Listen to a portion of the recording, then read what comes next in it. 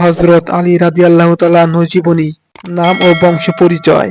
হযরত আলী রাদিয়াল্লাহু তাআলা আনহু ইসলামের চতুর্থ খলিফা ও রাসূলুল্লাহ সাল্লাল্লাহু আলাইহি ওয়াসাল্লামের চাচাতো ভাই। তার পুরো নাম আলী ইবনে আবি তালিব। তিনি কুরাইশ বংশের হাশিমি গোত্রের অন্তর্ভুক্ত ছিলেন। তার পিতার নাম আবু তালিব এবং মাতার নাম ফাতিমা বিনতে আসাদ। জন্ম ও শৈশব।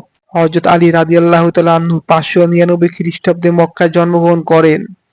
তিনি ছোটবেলা থেকেই রাসূলুল্লাহ সাল্লাল্লাহু আলাইহি ওয়াসাল্লামের সান্নিধ্যে বড় হন এবং তার শিক্ষায় শিক্ষিত হন। হযরত আলী রাদিয়াল্লাহু তাআলা আনহুর ইসলাম গ্রহণ।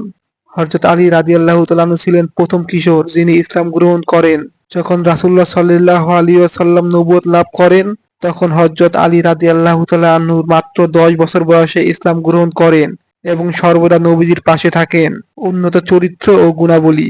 তিনি ছিলেন সাহসী, জ্ঞানী ও ন্যায়পরায়ণ। তার উপাধি ছিল আসাদুল্লাহ অর্থাৎ আল্লাহর সিংহ। তিনি ছিলেন শ্রেষ্ঠ বীর যোদ্ধা ও ফকি অর্থাৎ ইসলামিক আইনজ্ঞ।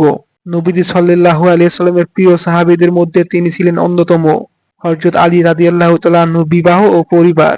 হযরত আলী রাদিয়াল্লাহু তাআলা আনহু রাসূলুল্লাহ সাল্লাল্লাহু আলাইহি ওয়াসাল্লামের কন্যা ফাতিমা রাদিয়াল্লাহু তাআলা আনহুকে বিয়ে করেন এবং তাদের সন্তানদের মধ্যে হাসান রাদিয়াল্লাহু তাআলা আনহু ও হুসাইন রাদিয়াল্লাহু তাআলা আনহু ইসলামের ইতিহাসে বিশেষভাবে স্মরণীয়।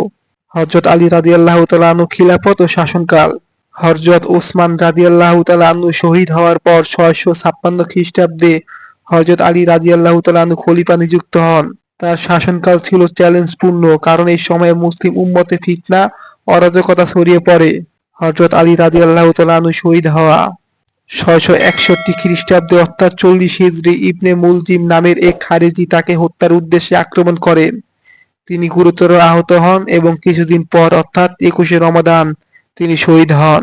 তিনি ইসলামিক ন্যায় বিচার ও শাসনে উজ্জ্বল দৃষ্টান্ত স্থাপন করেছেন। হযরত আলী রাদিয়াল্লাহু তাআলা আনহুর অনেক গুরুত্বপূর্ণ উপদেশ ও উক্তি আজও মুসলিম সমাজে দিক নির্দেশনা দেয়। হযরত আলী রাদিয়াল্লাহু তাআলা আনহু ইসলামী ইতিহাসে এক অনন্য ব্যক্তিত্ব যার জীবন থেকে মুসলমানরা ন্যায়পরায়ণতা, সাহসিকতা, জ্ঞান অর্জনের শিক্ষা গ্রহণ করে।